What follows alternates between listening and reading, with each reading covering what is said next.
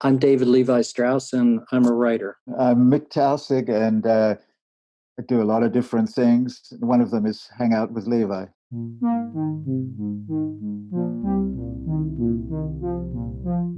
From David Zwirner, this is Dialogues, a podcast about artists and the way they think. We project our beliefs onto these images. Our belief in them is not based on their authenticity, it's a projection. So that sort of changes the parameters of the inquiry. What I've picked up from photography is a writing style which lends itself to montage forms, where you slip a page or a paragraph, maybe with a drawing, into a book, into a sequence. I'm Lucas Werner, and every episode features a conversation. We're taking artists, writers, philosophers, designers, and musicians, and putting them in conversation with each other to explore what it means to make things today. This week's pairing, the poet and writer David Levi Strauss and the anthropologist Michael Taussig. For over 2 decades now, David Levi Strauss, who goes by Levi, has been an authority on photography and its effect in and on societies. This week, he and his good friend Mick Taussig, who is both renowned and notorious in academia for his radical approach to anthropology, came on the podcast to talk about an idea that has spurred debate since the first images were created. Is seeing believing? Their jumping-off point is Levi's new book, Photography and Belief, which we published through David Zwirner Books this fall. It's an especially timely piece of writing. In an era of surveillance and deepfakes and camera phones, images are more powerful than they've ever been, and as a topic of discussion, still every bit as fraught and political. As we delve into this new book of yours, Photography and Belief, Levi, I was hoping you could take us a little bit through the history of your engagement with photography. When I was 18 years old, I went around the world on a ship on a floating university, and I started to take photographs then, and I photographed everywhere in the world that we went for 6 months. And then when I got back, I applied in photography to a place called Goddard College in Vermont, and went there and studied photography with somebody named Jeff Weiss, who was a great teacher. I was already a poet by then. I was already writing poetry and fiction and other kinds of writing. So I was putting photography together with writing almost from the beginning.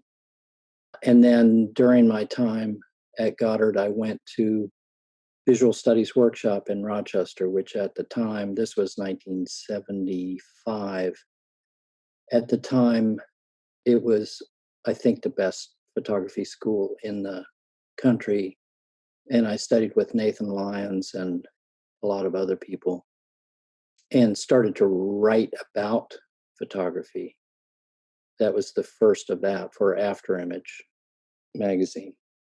Sort of at what point did the writing about photography become, I would say, I would even call it more of a theoretical preoccupation? It's one thing to, of course, to write, let's call it ekphrastically, about the images as they exist. But this book is really, Photography and Belief is really a theory of how photographs and really technical images circulate and the work that they're doing in society. That's right. So all of that was really there from the beginning. I wrote about art and photography because it was a way to write about everything else. I could bring anything into that. And from the beginning, I wrote about social and political issues and used the essay form, which I went from writing poetry to writing essays, and I found the essay form to be virtually unlimited, that I could do anything that I needed to do. I could tell stories, I could write fiction, I could even include poetry, I could do anything in the essay form. It was wide open. And Mick, I heard a kind of sound of assent, as it were, when Levi started talking about the essay form. I know that your style is also one that brings together lots of ways of communicating information. I was going to just backtrack a little and ask Levi about the relationship between his interest in poetry when he was a taxi driver in San Francisco and photography, and explore the back and forth For the purposes of this book, I would say when I was 11 or 12, I gave my life to Jesus in Kansas and gave my life to the church. And I started to, when the preacher would go out of town, I would do the liturgy. I gave sermons when I was 11 or 12. And I thought that was going to be the way I spent my life. Soon after that, at 13 or 14, I read Rimbaud, and that blew my mind. And then all I wanted to do was be a poet. And then right after that, I started doing political organizing. So all of these things were all mixed up really from the beginning. Mm-hmm. Mm-hmm. And photography came as an interest in images a little later on, but all of these things were mixed really from the very beginning. Can you be more specific about connections you discern between poetry when you were working with, living with, communing with the poets in San Francisco, and interest in the photograph and the photographic essay? For example, in this book, the new book, congratulations, there's a lot about magical images in pre-modern societies, assumptions people make, that you make, and so forth. And you're reading Greek philosophy, I think, in San Francisco with Duncan. Right. We read the Iliad in Greek. I did that with Robert Duncan and other poets, and it took us 7 years to get through the Iliad in Greek. It was a long-standing tradition, both in San Francisco and certainly in New York, of poets writing about art. So that tradition was very well known to me. I mean, the New York school poets, everyone knows about that, but it also was true in San Francisco with my main teacher, Robert Duncan, but also Bill Berkson was part of this group in San Francisco, and he was writing regularly for Art Forum and everyone else about art. And the relation between poets and especially painters was very prominent. Writing about photography, because I had learned about photography, I'd learned how to make photographs and was trying to put them together with words, with text. It seemed like a logical move to begin to write about photography and what photographs were doing in the world, because I noticed that they were having a big effect, since people weren't thinking about it in the terms that I was going into very much. So it felt like there was a need for it. You've done a lot of thinking, and I remember hearing you talk on relationship between image and text.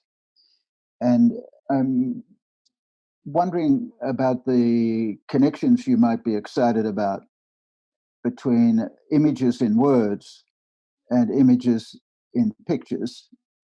I've always been excited about the relation between the two. William Burroughs talked about this thing called the third image, which is when you put a text and an image next to each other, they start to do this third thing. That was the most exciting part about it for me, both in trying to make that happen myself, but also noticing it happening in the world. That when you put, and it's something to this day, it's not theorized as much as it should be. Almost all images that we see, whether they're online or in print, are accompanied by words, but we don't talk about the relation between the two. And it's a dyad. It's something else that happens in the middle. And we don't know very much about that. As a practitioner, it's always been exciting to me to put these two together, because you never know what's going to happen. And the results are often remarkable. In your book, you distinguish between the still image and what you see as superseding it the last 10 years or so with the video camera, phone video camera, and so forth, that the image realm is now much more one of flow than of the static still image. talking about Burroughs raises the question of images that are juxtaposed into what we are often call montage. So here you have still photographs, still images, but put on the same page to create certain effects, which is what you see in Burroughs and Geison's scrapbook, for example. You didn't talk much about montage, and I'm wondering how montage might figure into your feeling and argument about the contrast between the still image and what you call flow. Yeah. Yeah, I think it will come in the future more. The other thing that I think of immediately is Roland Barthes' The Third Meaning, where he talks specifically about montage in film and in Eisenstein particularly. But when I talk about the flow now, where we're inundated with images coming at a very rapid rate, and the primacy of the still image has receded a little bit. It's, although as I'm saying that, I'm thinking of, for instance, the recent video of George Floyd's murder. And even though we all saw that excruciating video, that very unusual video where you saw the murderer looking into your eyes, there's a still image of him looking into the camera with his knee on George Floyd's neck. And that image will have lasting value and will persist. So the still image is still, because of the way we think, because of the way the mind and the optic nerve works, still images still have a certain longevity, but the flow is what we are surrounded by all the time. And it's not discrete images. It's a constantly changing flux. So the word flow, when I was first reading it in your book, I was thinking of a continuous stream, but now it seems obvious that it's actually a jumbled up stream. One goes from one image sequence to another image sequence to another image sequence. That's right. That's what you're getting at, more than the notion of a continuous stream. That's right. Uh-huh. Now, going back to the George Floyd video, it seems that there's been, until recently, a taboo on imaging violence, especially killing. But now we have, with this new instrument, the phone video camera, a new territory has been opened up which challenges all of that. I'm wondering how what you've written might fit into this issue of the question about the a new chapter, the novelty, a new turn in history of the image that has come to birth through the phone. The novelty has come in the ubiquity of the video camera, not the video camera itself. The fact that we are all carrying in our pocket a quite good still camera and an incredibly good video camera is a historical accident. These things still take a while to have their effects because of, again, the way our brains work and the way we receive information and the way we process information. It still takes a while for them to have effects on us and how we actually see and how we think about what we see and how we believe images. I wanted to drill into that a little bit, this question of how we believe images. I mean, one thing that I think the book brings up, of course, is our natural predilection to believe images, dwells on that quite a bit, but also it should be that we're entering a time where we should be doubting many more of the images we're confronted with than it seems like you're saying we are. And I'm curious, just because images are so easily manipulated and so often are indeed different or changed or something like that, and video, of course, too. And I'm curious about that tension, the kind of persistent desire to trust and believe, to love images, as it were, to go at them irrationally, and the rational knowledge that so many of them are not indeed what they seem to be. This is a huge subject right now because the boundaries keep being moved about believability in images and the ability to manipulate images. I mean, when the digital image first replaced analog, there were a lot of people who said that's the end of belief in images. The fact that it wasn't the end of that belief led me to realize that it wasn't about that we project our beliefs onto these images. Images have always been manipulated. Traditional images and technical images have always been manipulated from the beginning of time. And our belief in them is not based on their authenticity or their verification or their evidential reality. It's a projection. So that sort of changes the parameters of the inquiry. I recently yesterday was sent the PDF of the book that you contributed to, that you and Levi contributed to. And, at the heart of this is I think a little bit what Levi is calling the magic in images or the magic in photography. And I'm wondering if that's something you could talk a little bit about how you understand that in sort of your more anthropologically oriented or your work as an anthropologist.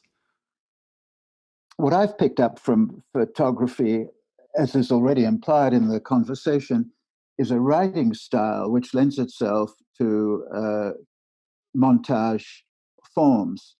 And that's very obvious in my book on African palm or on palm oil, where you slip a page or a paragraph, maybe with a drawing, personal drawing, or maybe with a photograph, into a book, into a sequence. And so how does one formulate the relationship between this heterogeneity is where I often think about, I often associate with shamanic seances that I've been part of over 3 decades in the southwest of Colombia.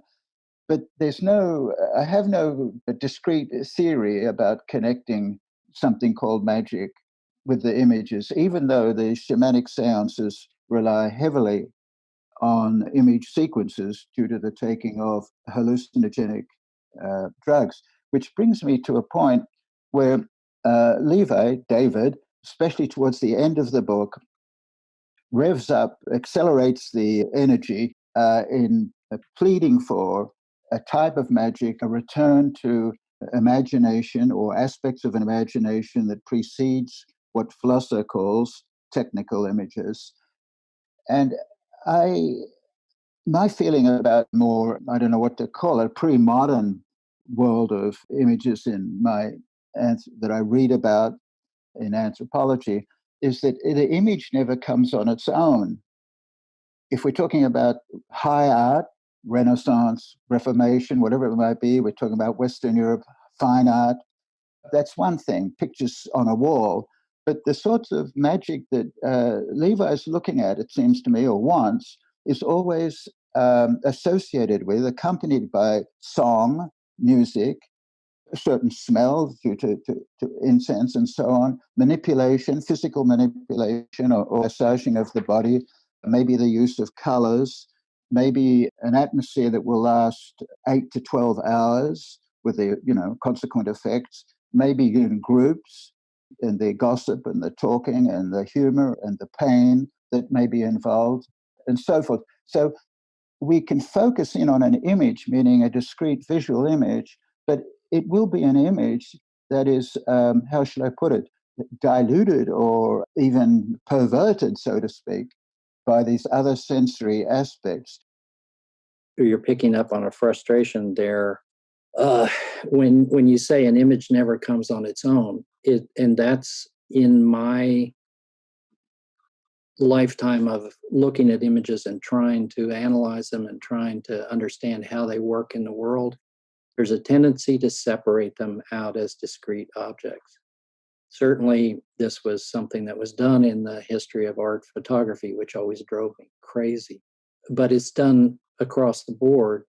And the fact is that an image never comes on its own. It's always surrounded by many other things, and it's the relation among those things that is telling, but it's very difficult to deal with that in trying to analyze it or trying to account for it because there's so much going on. So it leads to a different kind of writing. I mean, that's certainly what I find in your work, Mick, and the trajectory over the last, I don't know, 10 years, 15 years. Your writing has really changed to try to participate in this, to try to account for it, to try to make a new imagination, or to at least allow for a new imagination. I mean, rereading this book, my book now, I realize how much of it is about removing obstacles to an understanding of photographic images, just to try to clear some ground. I mean, I've been writing this thing for a long time. I mean, I got a Guggenheim grant to write it 15 years ago, and then I ended up writing other things, other books. And I taught this subject for 15 years. And in a way, I didn't want to ground it out.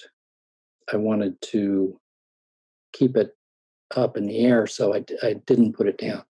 But Lucas, when you prompted me to write this book, it was a chance to, again, try to clear some ground. I had to deal with the things that were there that I have standing. And all these books that I'm referring to here are little books. They're, Means on Photography, Barth's Camera Lucida, Berger's essay Appearances. That's where he really puts all of his thinking about this. Sontag's On Photography, Flusser's Towards the Philosophy of Photography. These are all books. So it made sense to try to make a little book and clear a little ground. But I don't know if, and in that way, it's weirdly, it's a little like devotional literature or something. You said devotional literature right now. One thing that struck me on the rereadings is, the very beginning of the book, the very first chapter is Seeing is Believing. There's a real kind of tangent about love, and love as a structure that can be applied to belief, and belief particularly in images. And of course, the very end of the book, on the last couple pages, you're once again, belief requires like love. There's a kind of coming back to that whole question of love. And I'm curious if, outside of the framework of the book, you could just talk a little bit about using the structure of love as you understand it to help mine our interaction with images and our belief in them. That's a very big subject. What you're pointing to is, it betrays my background as a poet, and not only as a poet, but as a poet that comes out of a tradition, which was exemplified by Robert Duncan. In my case, he always called himself a romantic poet, and he did it very pointedly because people reacted against it, and so you can't do that now. This was at a even more anti-romantic time than we're in now. But it's there in my DNA, and certainly in my aesthetic DNA. So I kind of have to try to deal with it somehow. And in this book, you're right, it comes in at the beginning and at the end. And I do think that believing, it's not just in the etymology, it's in the practice.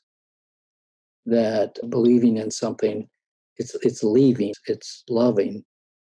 And as such, it can't be reduced to other kinds of affects, I would say. Further, I think, part of what's so fascinating about love as a structuring mechanism for understanding this is it brings to bear precisely that tension between what inheres in the object and what is brought to the object by the subject, right? So what's projected onto the object. And I like at the end that, you say love is not necessarily something that one controls, but eventually it becomes an act of will. And it does feel like, we may be conditioned, or images may have the seductive effect on us that they do. Nonetheless, eventually we're constructing a dynamic of believing or of proper loving in order for them to continue to serve their purpose or their function in our lives, a largely social function, as you call it, at different points. Absolutely. That is, as you say, that first chapter begins with this Julia Kristeva quote that ends memory, sight, and love or will. And when I first read that small piece that was translated as I remember, in an independent film magazine, I think Wide Angle, it really grabbed me for its specificity, talking about belief in images. And I want to ask about the relationship of belief as you working with that and your advocacy that photos are not representations but emanations. And I would like you to go a little bit more into that dichotomy and also take into account that emanations sounds to me like a physical impact on the viewer of something is emanated and it meets the subject, meets the viewer. And does that not open up the whole question of spectatorship to Abby Warburg and the interest in the impact of a visual image on the human body, and not so much the optic nerve that you've been focusing upon so far in the discussion? I'd say two things. One, in saying that there were a lot of things that I needed to leave out of this book, one of the biggest things that I left out was Abby Warburg. At one point, there was an entire chapter which now seems like it's more like a book, or it's at least a book-length essay on Abby Warburg and his ideas about the force of the image and exactly the way you're describing it. But this thing about representation and emanation comes from the realization at a certain point that I had that technical images, photographs and films and videos and digital images and all that we're in now, the way that when they were, quote, invented at the beginning of the 19th century, there was a certain projection of belief onto them that I thought didn't arise at that time. It comes from an earlier time of icons, of sacred images that were thought to be not made by hand, not touched by humans, but to issue from God himself itself. And so I tried to figure out how that got transferred in all of this rhetoric about the objectivity of photographs and their particular relation to the real, which never quite made sense to me, but I knew that it was a strong impulse.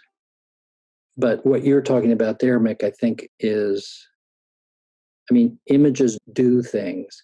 Certainly in that previous period when they operated as emanations and as they were treated as beings that had agency and they would do things. I was thinking that the idea of the emanation, fits in neatly with your concern with belief, that belief becomes something that's not purely cognitive or even cerebral, but it's somatic. Yes. As well. Yeah, completely.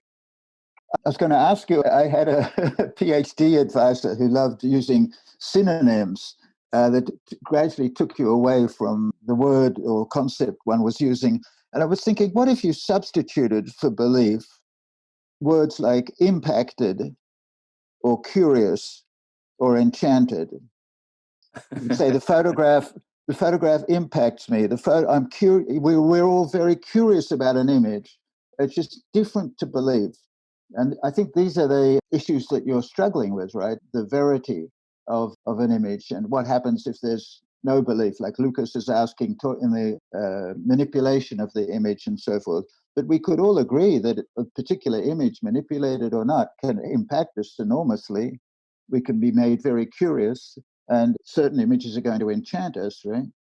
Yeah, I have a perverse attachment to belief. I'll never let go of it, no matter what synonym you give me.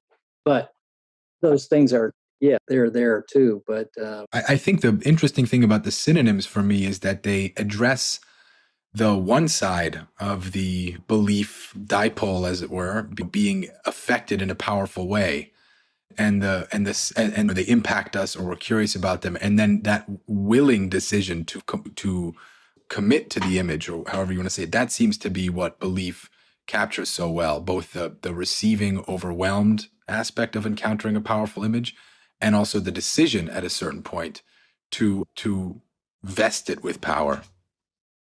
yes.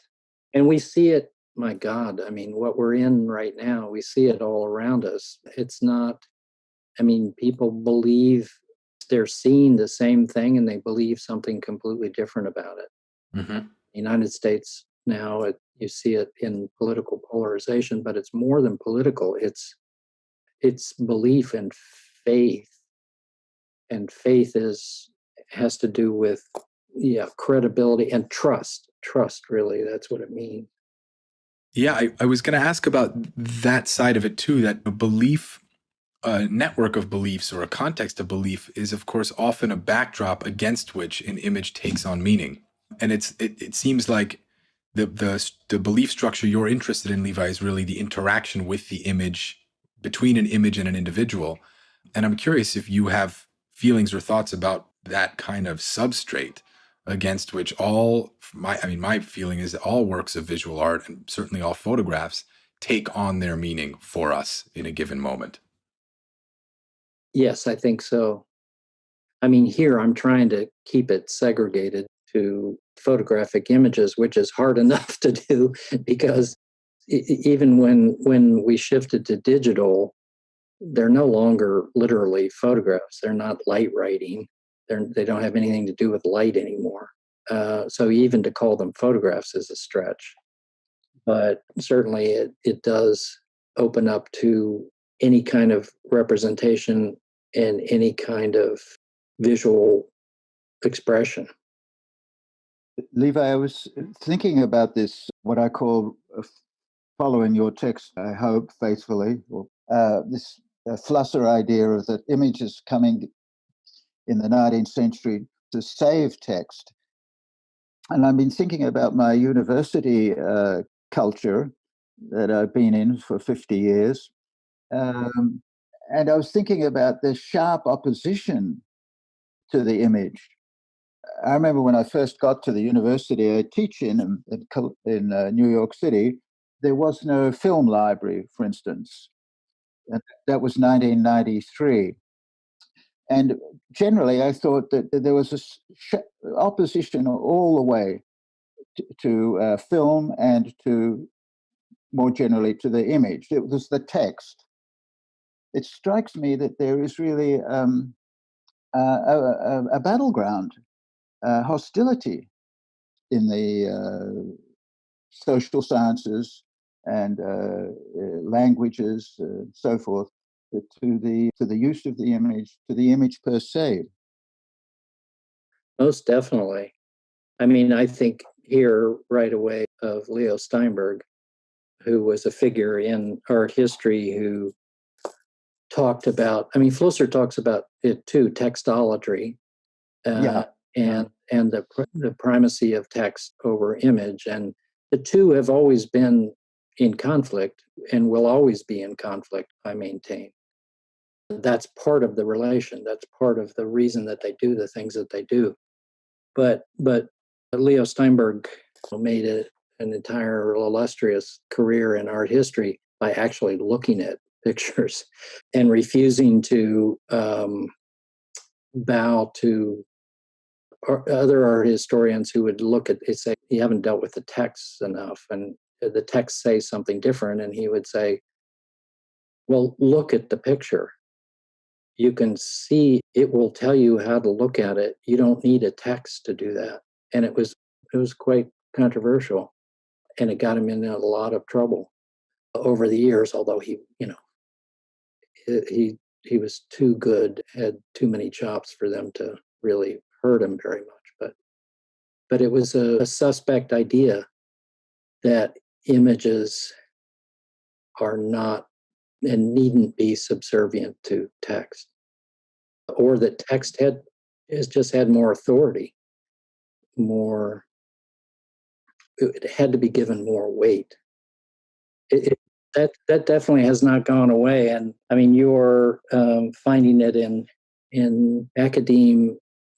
I'm sure that it's gone up and down, in fashion, and that it's disciplinary, as all things in academia are. But yeah, there's a real animosity towards the authority of image. Can I mention something that may tickle the fancy?